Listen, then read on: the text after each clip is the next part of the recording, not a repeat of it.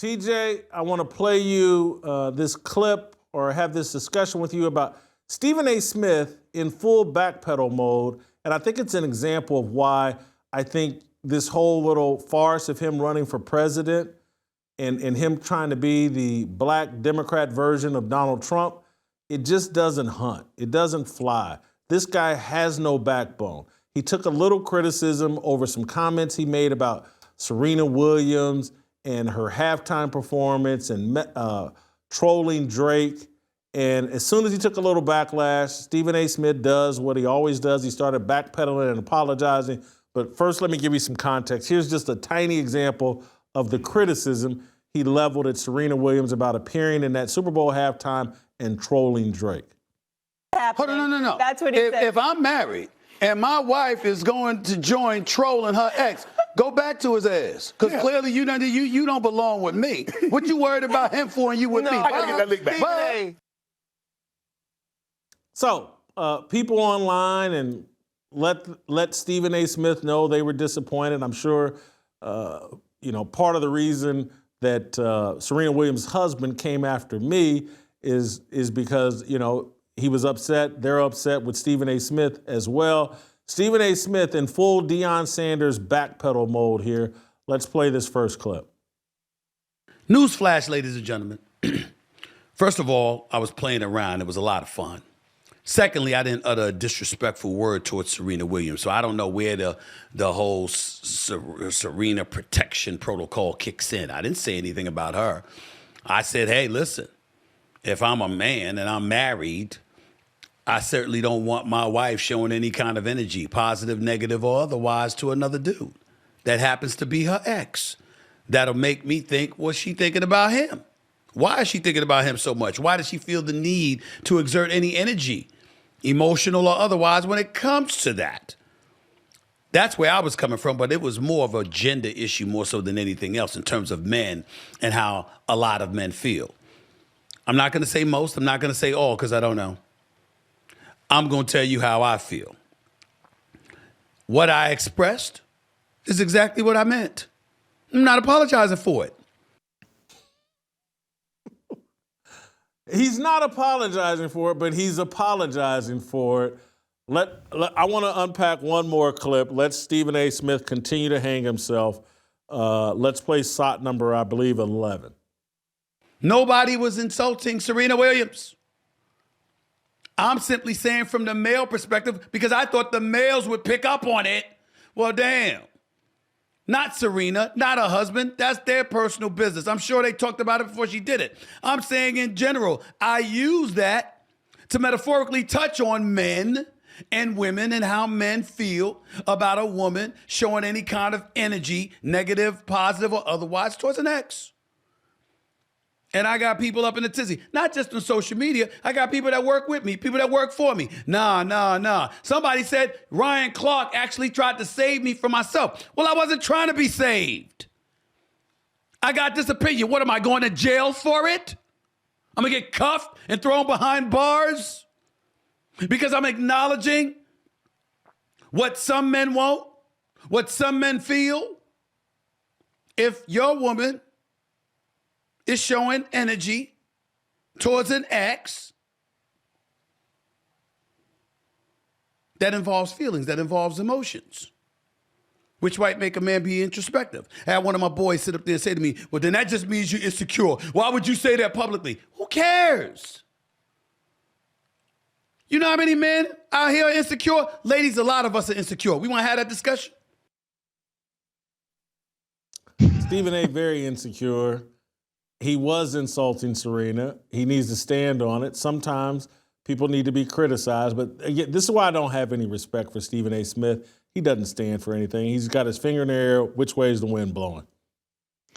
Yeah, a few things on that. So am I even remotely surprised that Ryan Clark tried to get him to stop criticizing black women. No, I am not. Okay, so that's the first thing. The second thing is apparently he's the king of the manosphere now. He's jumping into all that. This is just what men think. He's the king of the red pill. Last thing I would say is this is what everybody tells me on Twitter.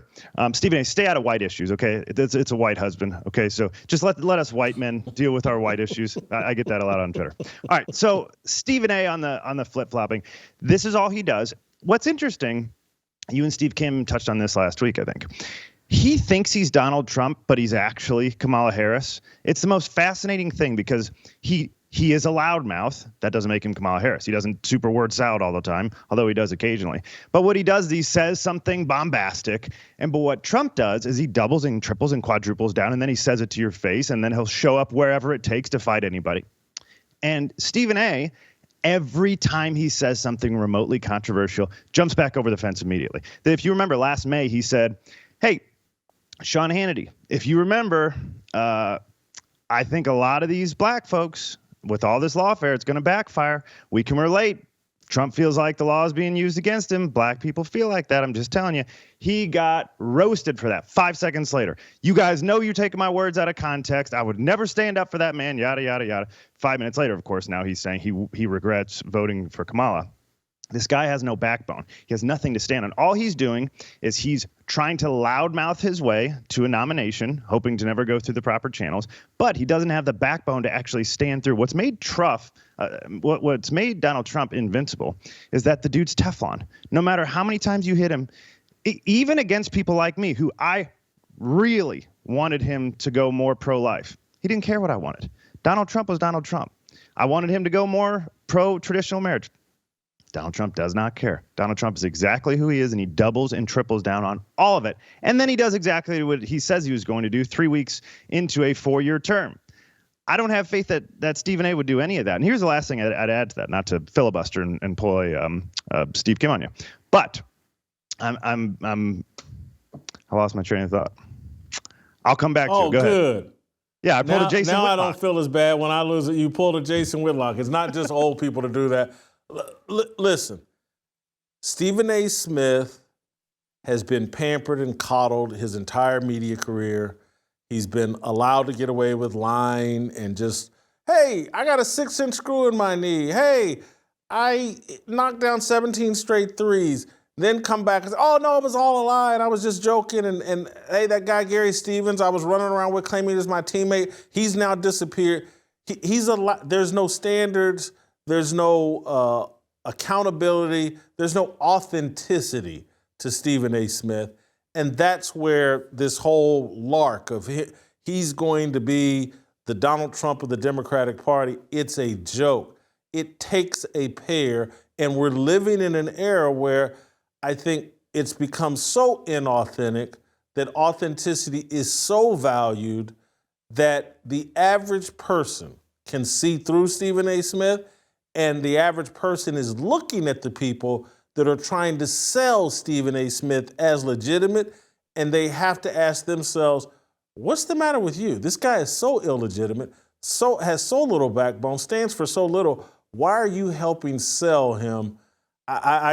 This is just another example of the fraudulence of Stephen A. Smith. I remember what I was going to say. It is that this is the problem with the Democratic Party and having no backbone whatsoever. If you look at Hillary's 2016 platform, it was way more moderate, we'll say, until Bernie Sanders got on the stage with her. And then suddenly she's a hardcore leftist because leftists do not have the capacity to just stand their ground. Whoever's standing to the left of them, they run over to the other side and stand over on the left of them. And then whoever's there, they run over to the other side. It is a race to go as far left as you can possibly go. There's a few people. Bernie Sanders is one of them. Elizabeth Warren is another one. They go screaming to the left and they pull everybody over, including Joe Biden, who pretended to be just a normal guy. And suddenly he was a hardcore leftist. I'm telling you, Donald Trump didn't do that, and that has made him the most popular president of my life. Trump didn't do that. Trump didn't do that, but I think politicians, left or right, the right has been pulled far to the left. No way. And so to the left, to the left, not to the right, though. They're not accountable to their base. No, but I got it, but I'm just saying, go ahead. my argument is, yes, they've not had the back, but normal parties would look at their base and they'd go directly to whichever way their base is polling them. Okay. And then you have good politicians who say, look, this is the center of the story. Hey, go read about Abraham Lincoln. Okay. Here's where I am. Even if my party doesn't want me to be here, this is what I'm doing. And so you just figure out what's right. This is what Trump's doing. The people on the left don't have any standards or ideas. They go screaming to the left. Now, I got a lot of issues with the people on the right, but the whole country. I don't know if the right does either. What do you mean the right? I don't know what they got. Donald Trump has overtaken the entire party. No. MAGA, there is no Republican. He's different. Well, look at Ron DeSantis. All the people. Ron's another guy. He's a nice one. He's, and that's great. But I think the overwhelming majority, a lot, and again, I use Elon Musk and Ashley St. Clair as the example. It's just like, we don't really stand for anything other than political power. And those two aren't. And I say we. Christians. Go ahead. Elon's not even a Republican. He's a Donald Trump fanboy today. He tweeted out last week that he loves Donald Trump more than a straight man could ever love anything. Okay, and so Elon's not. I'm not talking about Elon Musk. I'm not talking about him. I'm talking about the influencers and just typical politicians, regardless left or right. They don't stand for anything. Donald Trump is not the typical politician. He's a unicorn as it relates to independence and standing firm, and he's dragged, kicking and screaming. Lindsey Graham, Mitch McConnell, all these other people who are still kicking and screaming and won't support his nominees. This stuff is crazy. But so Stephen A. Smith is just the typical old school politician. Wet finger, which way is the wind blowing? I'll go that direction. Here's just what I'd say to I think America is totally changing our expectations and our standards after experiencing now 2 terms of Donald Trump, and that the Stephen A. Smiths of the world will not exist soon. There will be no talk about them. He has no chance of being elected because we have a guy in there who has stood his ground. We've seen what an actual man looks like, who will do everything that he says he's going to do and has real backbone, and we're not going back. And there's guys on the Republican side that have this. I'd say J.D. Vance, Ron DeSantis are the top 2. There's not a guy on the left. Pete Buttigieg is your most masculine guy on the left. All right. I don't need any more dudes hopping out of hospital beds pretending they just had a baby. That's the left's masculinity. OK, this is why they're somewhat attracted to Stephen A. Because he at least talks like a man until somebody says, hey, that was mean. And then he backtracks.